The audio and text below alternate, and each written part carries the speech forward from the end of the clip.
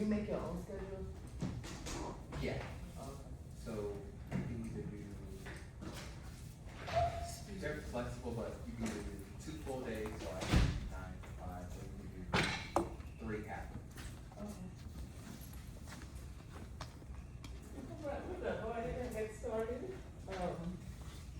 Folks should be coming, I'm not quite sure, maybe some folks had an extended stroke break. And I didn't get that memo, but we're gonna go ahead and get started. This is week 9, believe it or not. And we're looking at 2 theories today. We're gonna do existential and gestalt. Just in terms of some housekeeping though, midterm grades have been submitted, so I've submitted the last, midterm grades. We had gotten the notice from the registrar's office saying midterm grades are due. So I did those today. What I noticed, which is concerning, is we had a few students who did not complete their second quiz. And you will see how that would have impacted your midterm grades. So if there's anybody in here who did not complete, you may wanna reach out to me with an email.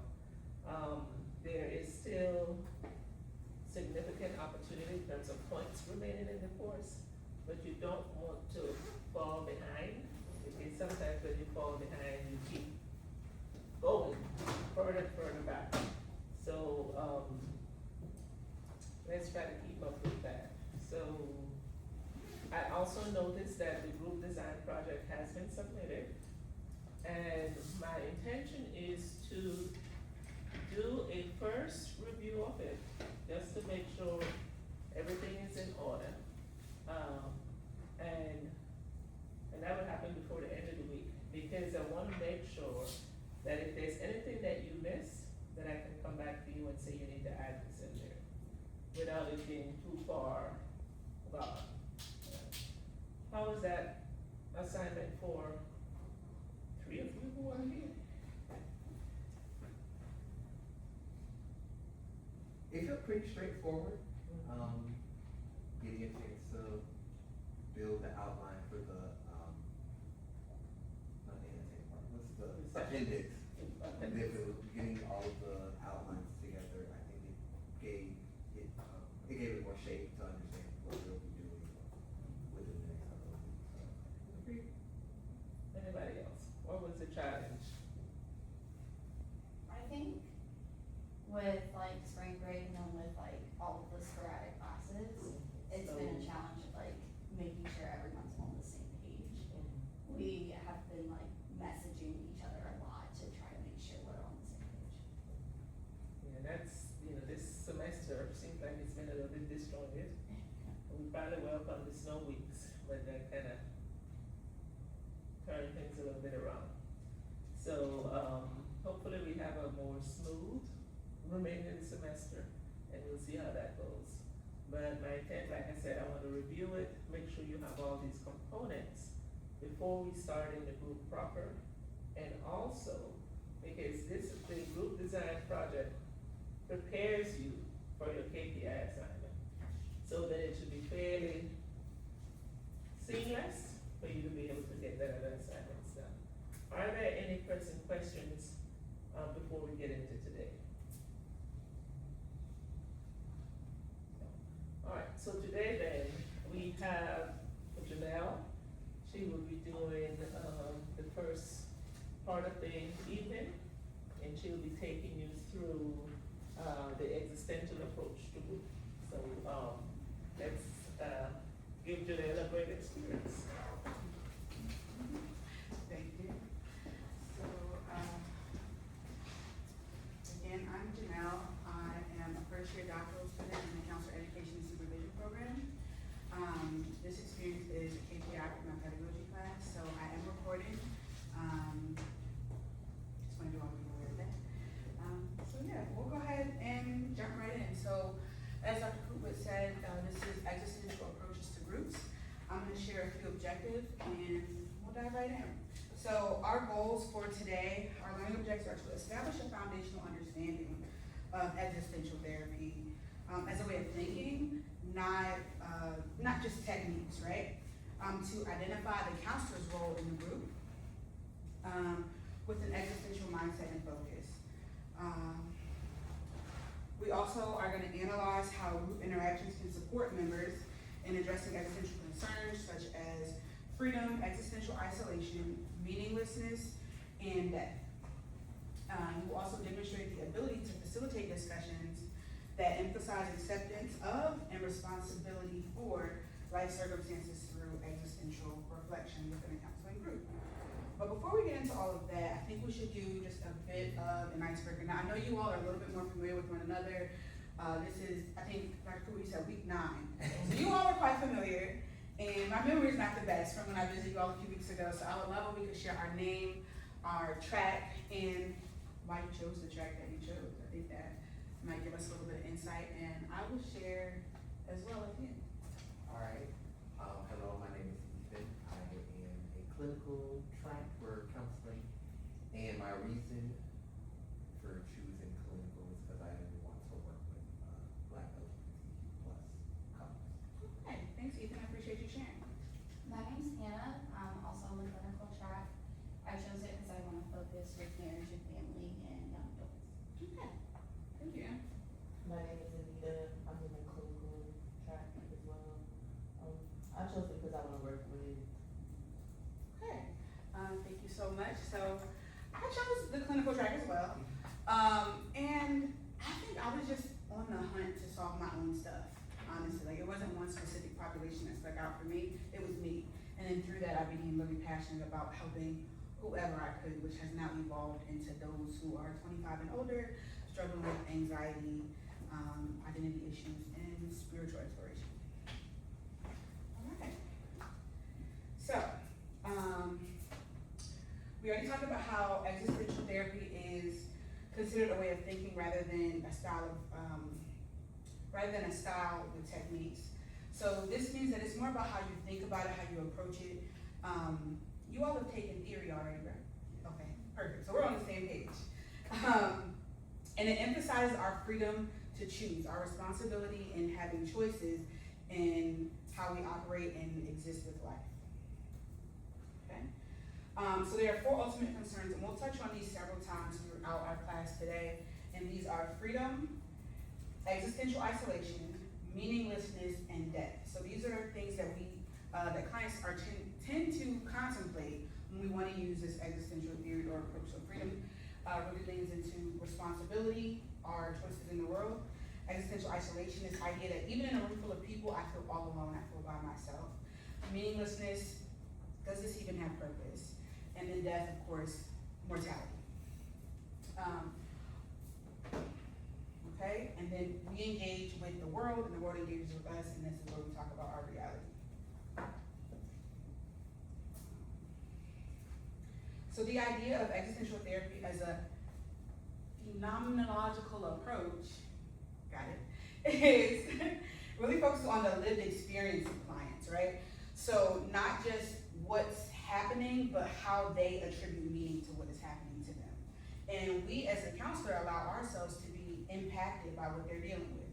So a lot of times we hear some counselors operate very much almost like a brick wall. And in this case, we allow ourselves to engage in a little bit more of a deeper level. Okay. Clients are challenged to stop deceiving themselves about their lack of responsibility. So this is where we talk about that freedom portion, and the demands that they have on life. And they're encouraged to go deeper beyond that place into what they can have, their choice in the matter in terms of how they interact with life and their experiences. The purpose of an existential group, for clients to become truthful with themselves, to widen perspectives, and to clarify what gives things meaning, right? Like, what does it mean for me foundationally as a client over time? Hello. Successfully negotiating, coming to terms with the past, the present, and the future. So when we talk about meaning, it's not just what's going on that week or what the thing is that they're impacted by in that exact moment, but all of the events throughout life. And we'll talk a little bit more about that in just a moment. And am I going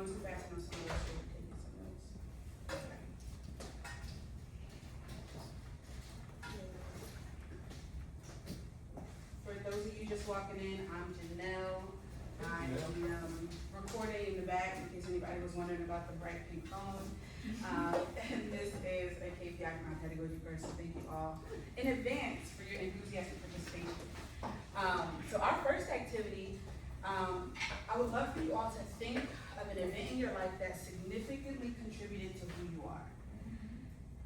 That sounds heavy. So what we'll do is, we'll pair up with one or two people. I don't want you all to have to like move too far. We'll pair up one or two people. I want you all to talk about an event in your life that significantly contributed to who you are and what made it meaningful to you. And we'll spend a couple of minutes doing that. We'll come back out and share for those who would like to. I love your shoes. Your whole outfit is just so cute.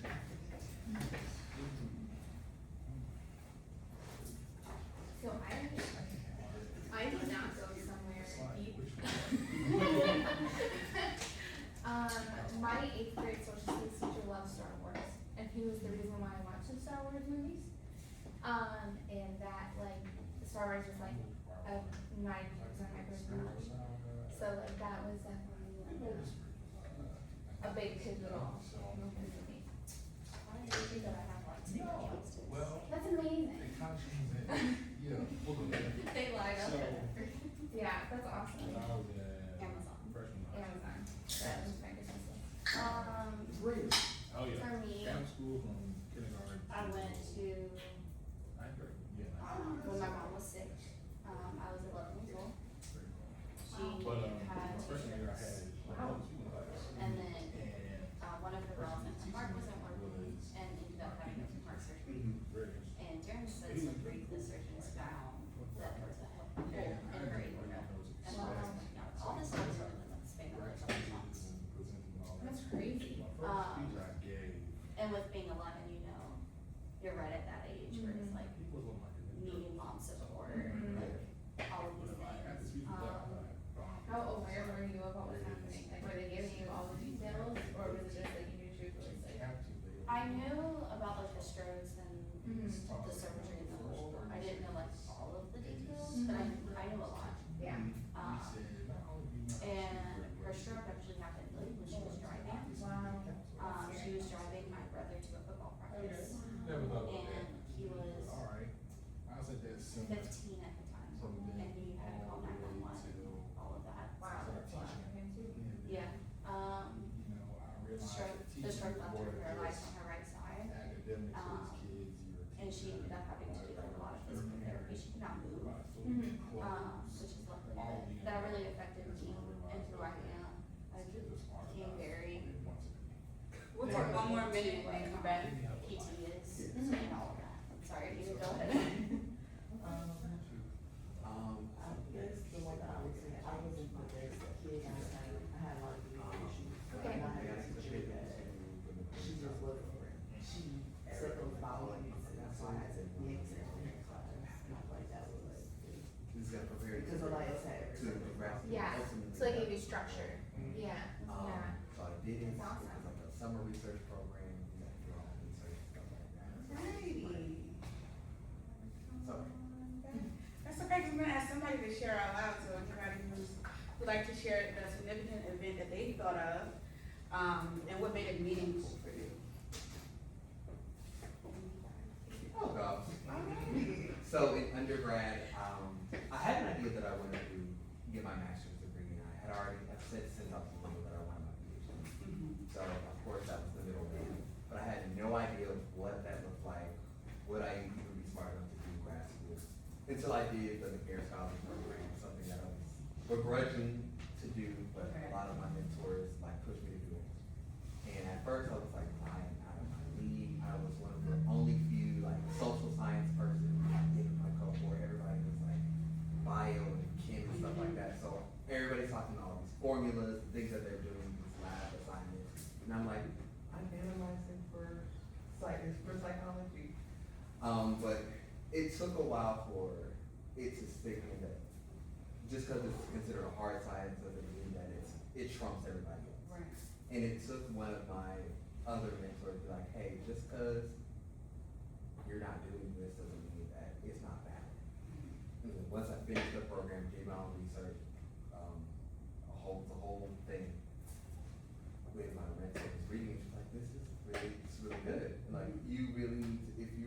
nervous about not being good enough to do grad school. You need to get that out your mind right now, because I can see you going all the way to the top when it comes to academic. Hey, thank you for sharing. Anybody else wanna share a significant event in their life that, and what made it meaningful?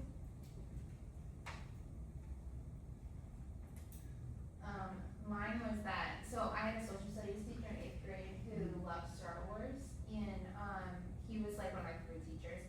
And I would always tease him about him liking Star Wars, cause I thought it was so nerdy.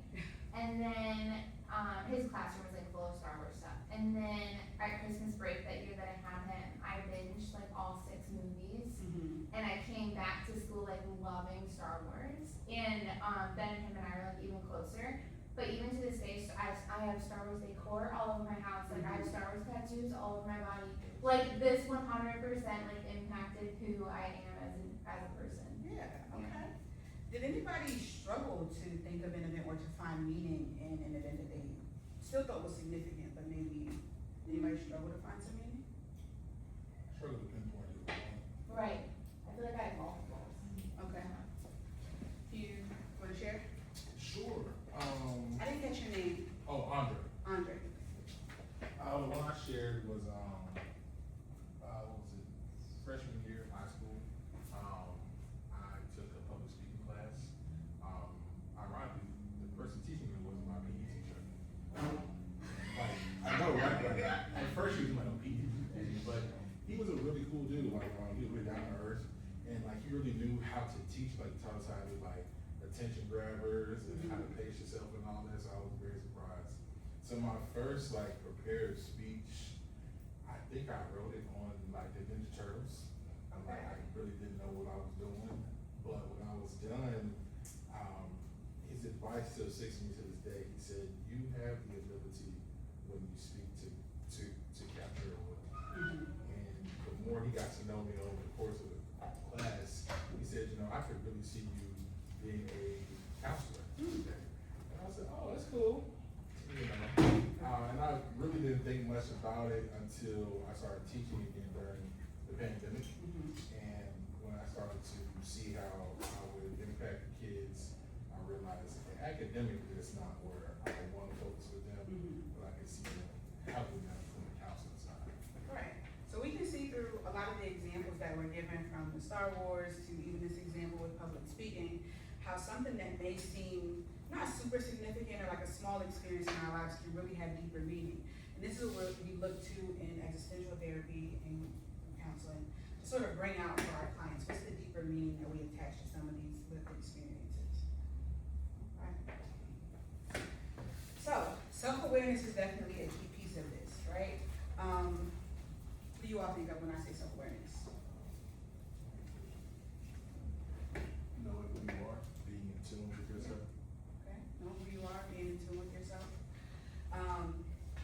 And then also, even with that, right, knowing who you are and being in tune with yourself allows us to make these decisions, allows us to take on some of that responsibility that we talked about earlier. And to realize that like, what's going on, when we're aware of ourselves, we assign the meaning, right? It doesn't just happen, it's not automatic, we have to seek it out.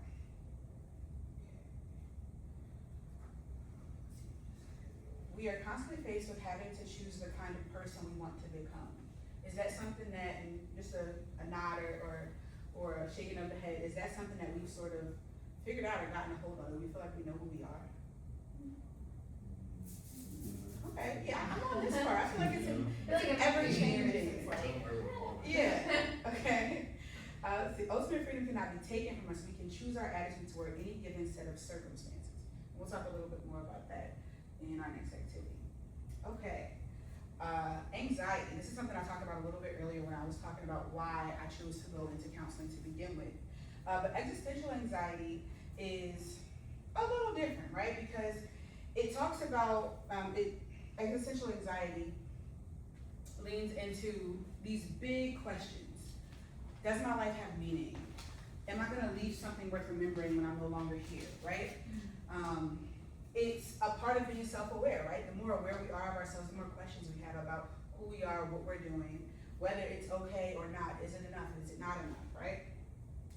Now, it can be beneficial toward growth, but it can also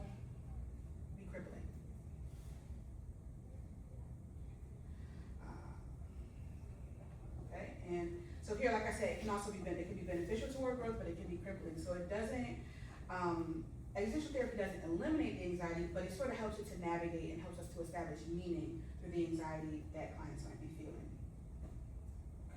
Death and non-being, right? Death is something that is inevitable, right? But when clients start to consider what their purpose is in life, right? And whether or not they're having enough impact, navigating or considering death through existential therapy, it allows for clients to have this sort of awakening experience and to really establish meaning in that specific area, not just in the life that they're living, but in what they want to leave behind.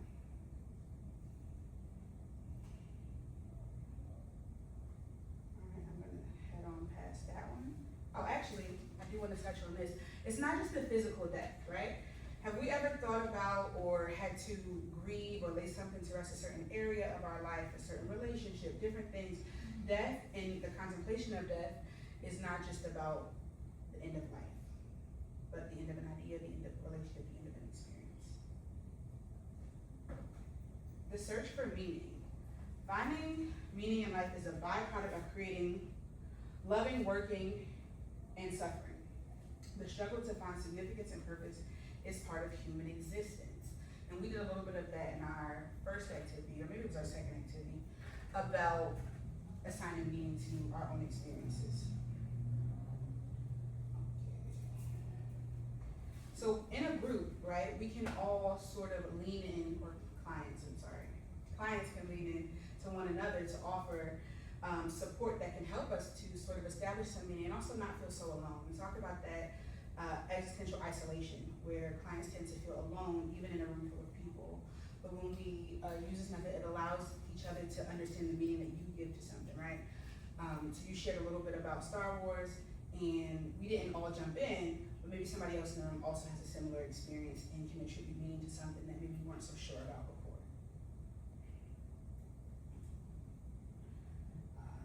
The search for authenticity. What's authenticity?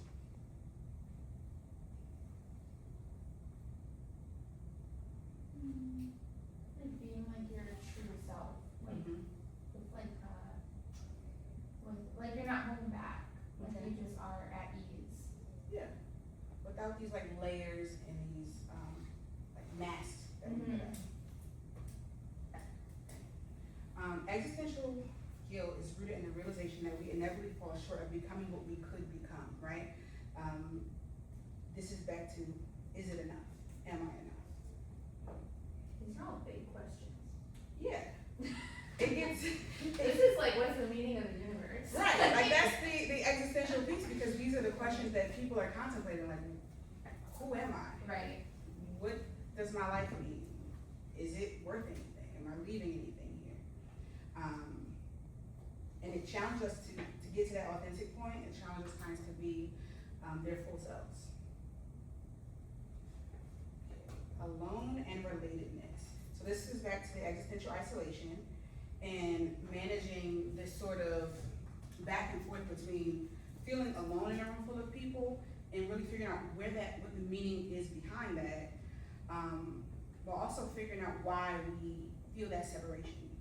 Does that make sense? Mm-hmm.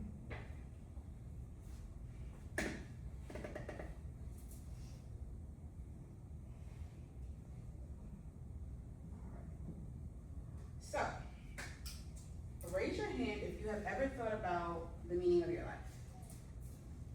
Okay? Raise your hand if you ever felt alone even when you were surrounded by people. Okay?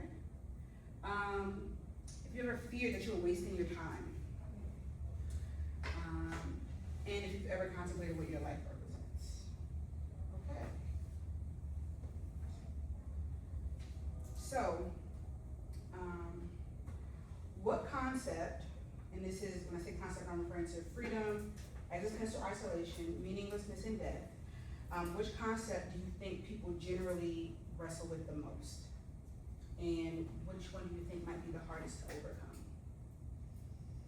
But we can start with which one do you think people wrestle with the most? Probably say the first one. The first one, freedom. Okay, the meaning of their life. Any other thoughts on what we think clients might wrestle with the most? I feel like death, because it's something that's so out of your control, and like there's so many unknowns around how it's gonna happen and what happens after you're gone. Okay. And then which one do we think might be the hardest to overcome? Freedom. Freedom? Cause when people ask that question, they want a concrete answer, and it's never gonna be a concrete. Any other thoughts? But I think some people do have a concrete answer. I think in what I was referring to, they want a universal answer. I see.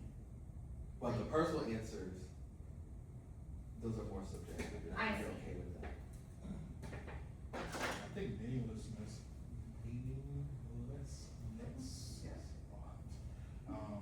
Some people have an issue with, because I feel like today, we're so consumed with just the hustle and bustle of life, that, you know, we're always trying to search for like, what will add to our meaning of life, so we're using so much of our time to do so many things, and so we're also concerned about pouring energy into the wrong place. Okay. That's a good one. I was thinking isolation, cause I was thinking more so like with social media or social relationships, we all have this like, oh, I'm surrounded by people, I have all these friends, I have all these likes, but then you're still feeling alone. Right, still by yourself. Anybody else? Hardest to overcome?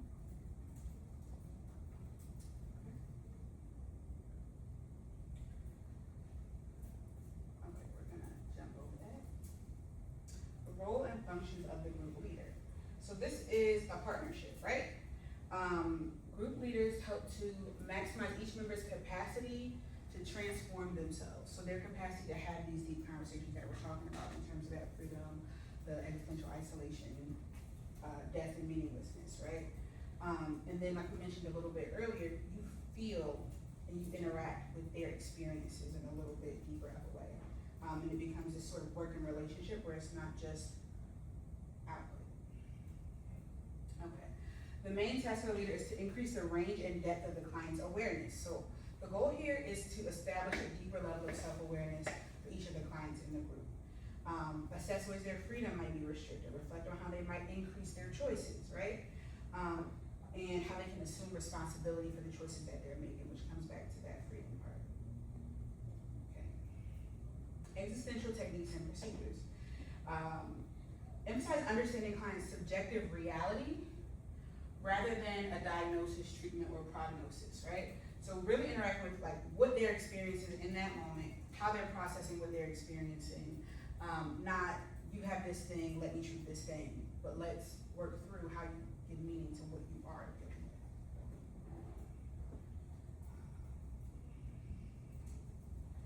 So in this one, interventions are based on the leader's philosophical views about the essential nature of human existence. This goes back to it being a way of thinking as opposed to just techniques and treatment. So the way that the group leader has this existential view plays into how they lead the group. Any questions so far? All right. Okay, some interventions can include silence, questions, and interpretations. The techniques are not the main menu, right? Like it's not the main piece of the techniques, but it's the meaning making.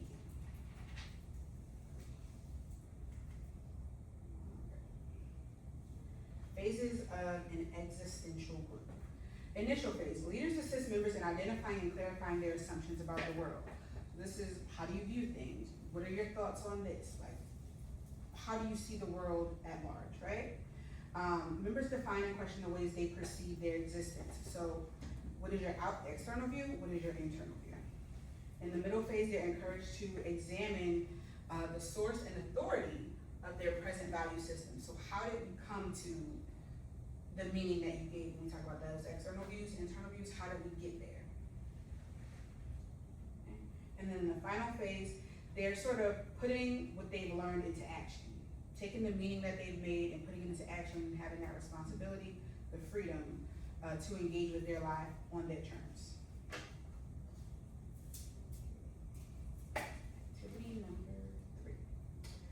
So for this one, I would like for us to consider the following statements, and I'll call them out one by one, and we'll sort of go together.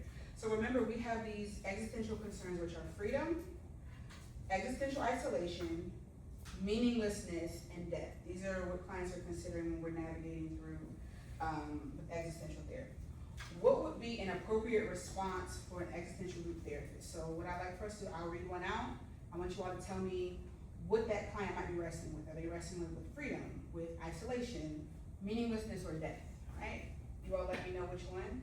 And then I would like for us to try to give what might be an appropriate response that a counselor might give. And I'll give an example to get us started.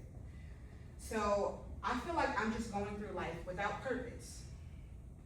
This would be meaninglessness. Great job. And so something that the counselor might say in response could be, what does having purpose mean to you right now? When have you felt most connected to a sense of meaning? Okay, let's go on to the next one. I feel completely alone, even though I have friends. Existential isolation. Great job. Okay, and what might be an appropriate response that a counselor might give to that statement? An existential response to, I feel completely alone, even though I have friends. Has there ever been a time where you felt seen by your friends? Okay. I think that's a good one. Anybody else? All right, let's jump on down. I'm afraid I've wasted too much time. Meaninglessness. Is that one meaninglessness? Oh.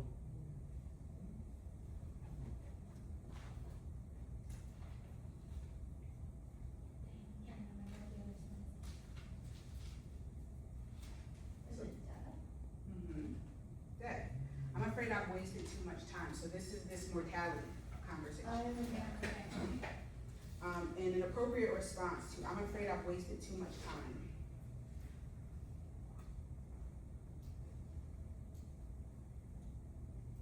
Yes, like what do you feel like you should be doing?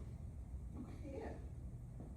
A couple others might be, what makes this moment feel like wasted time to you? How does this realization affect how you wanna live moving forward? Okay, and so I feel stuck in my life and I don't know how to change it. That's freedom. Yes, that's freedom. Okay, and how might the group therapist respond? If you could control, no, it's not one phrase.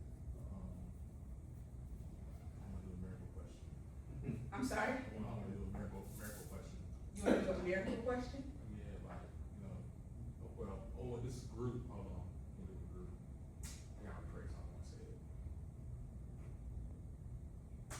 Like if you didn't feel stuck, what would be different? Yeah, that's what I'm trying to do. Okay. Some other responses, what choices might be available to you, even if they feel difficult? What do you feel is keeping you stuck? Okay, next one, sometimes I feel like my life doesn't really matter. A little louder. Meaninglessness. Yes, meaninglessness, great. Okay, what might be a good response to that? What does it mean when a life matters? Okay. That's a good one. Let's see. What experiences have, or made questioning sense? What experiences have made you question your sense of mattering? What gives your life value or significance from your perspective? Okay? I worry a lot about how little time we really have. Death, absolutely. And how can we respond to that?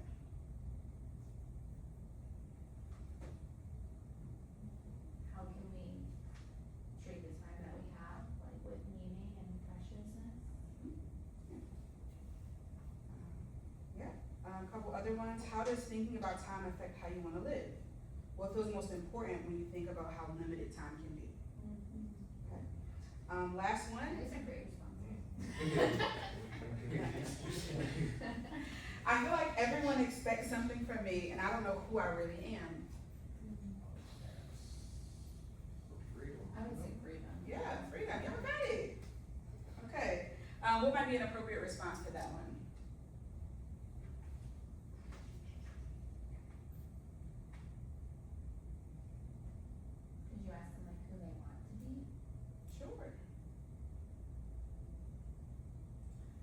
value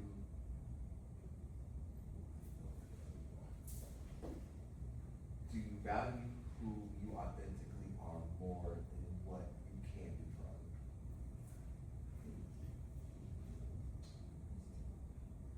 I wonder though, how does that play into the part that they don't know who they really are? Right, cause they don't know who their authentic self is. Let me give you some of the examples that I have here. What do you notice about yourself when you step away from those expectations?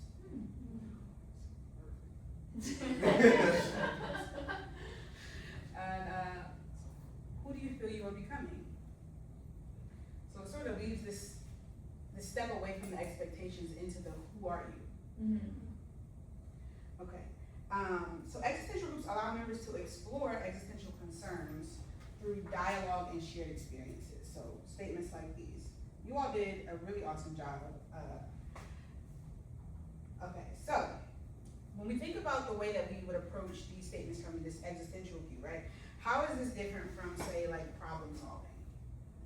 Or how is this different than maybe, how do you feel existential therapy sort of differs a little bit than some of the other approaches to grief that you all have talked about?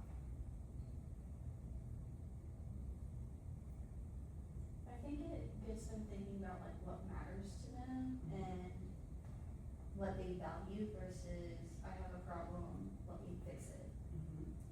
Okay. Anybody else? Alright. So we'll talk about existential group work in a couple of different settings, and then we'll open the floor for any questions. So in schools, crisis-oriented groups give students opportunities to express feelings related to violence. It's an opportunity to use this also in crisis.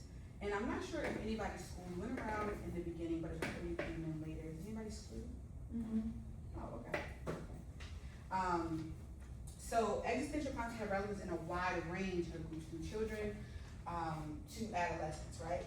Because especially as kids, they're making up, I don't say making up, but they're navigating the world, right? They're trying to figure it out and creating meaning, giving themselves the answers, right?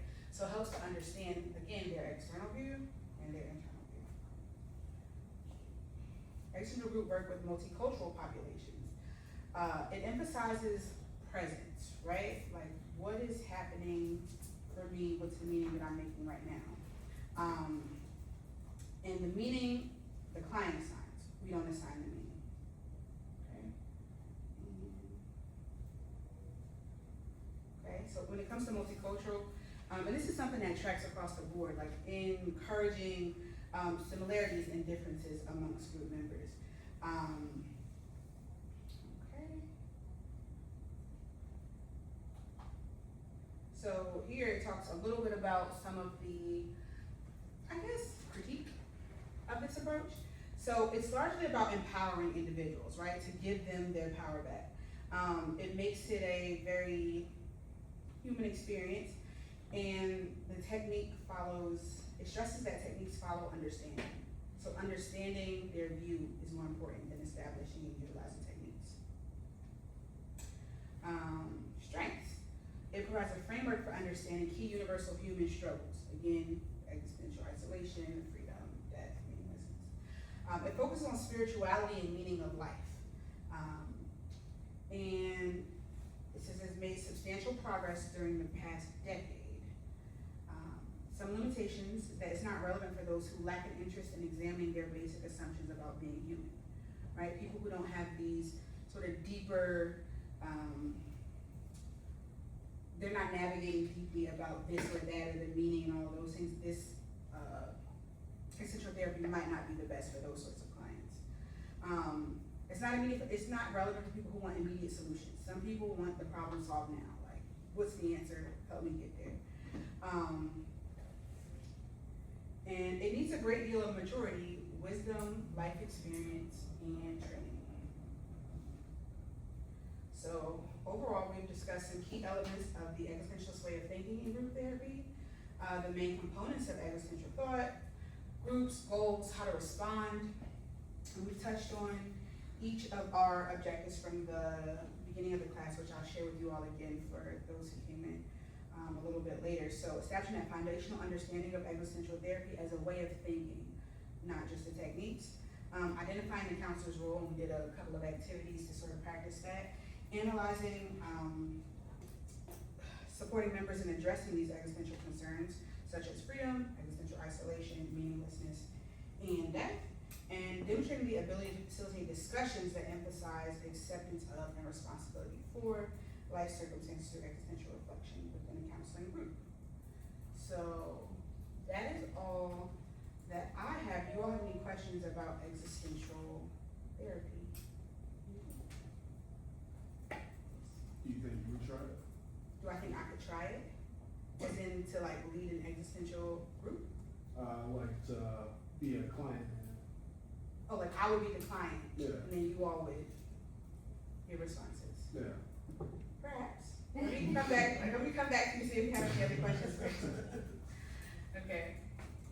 Anybody, any other questions? Yeah. Okay. Just because of the nature and how you would have to get with the client, well, your group members, do you feel like it'd be hard to bring it back in for individuals that kind of get too deep into the question, the line of question, not line of question? Yeah, I mean, I think that's always the challenge in a group, right? Yeah. Like, how do we combat that one group member who really wants to go deep and really dig into, this? But I think some of it is the meaning making that that individual is creating, but that everyone is creating. So sort of pulling in where other people can touch and agree. Anybody else, any other questions?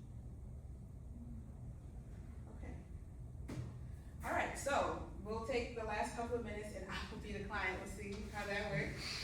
And let's see, does one person like to be the counselor, or would you guys like to sort of popcorn where one person responds and then another person jumps in and responds? No, this was a little idea, so we should start. Okay, all right. Let's see. All right, so I will be me, a 30-year-old counseling education student. And I'm in this doctorate program and I'm really trying to figure out what's the point? Like, why am I here? What am I doing this for? Do I even need this? Okay. When you originally started out on this, what was your end goal for this?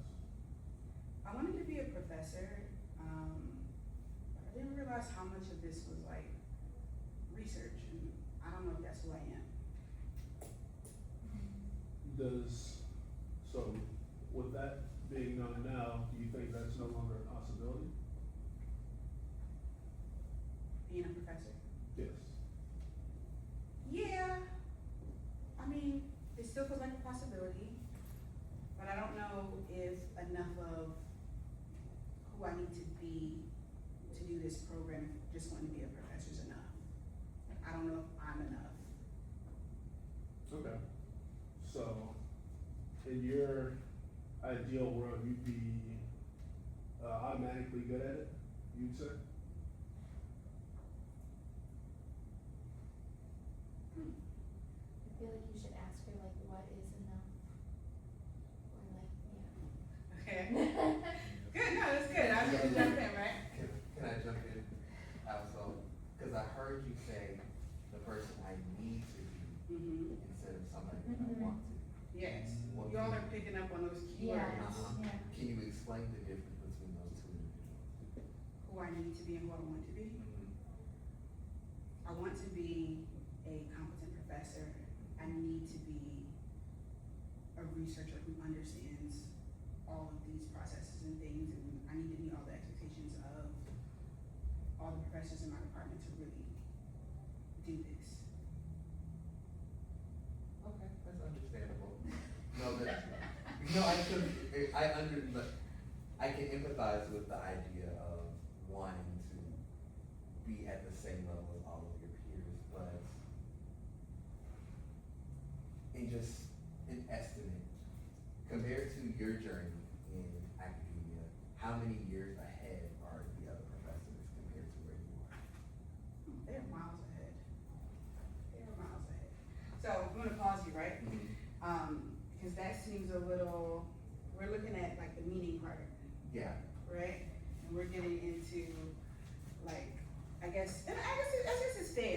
terms of like me placing this meaning on my role. Right. But I think we wanna stick to like my worldview, or client worldview, client internal view. I feel like they were bringing it, like narrowing it in when you actually wanna go out, you know? Like what's the bigger scope rather than what's this teeny tiny little detail of my specific issue? Yeah, I think that's fair. I think you all did a super amazing job. Thank you all so much. I really appreciate you all's participation. And if there are no other questions, I am gonna turn it back over to Dr. Cooper. Thank you so much. Thank you so much, Janelle. Thank you. And we are going to stay in the existential mode for a little bit. And to do that, we're going to get into a group format. So, sorry, I know I was gonna do that. So if we can, so we don't have to do a lot of movements, just get enough chairs for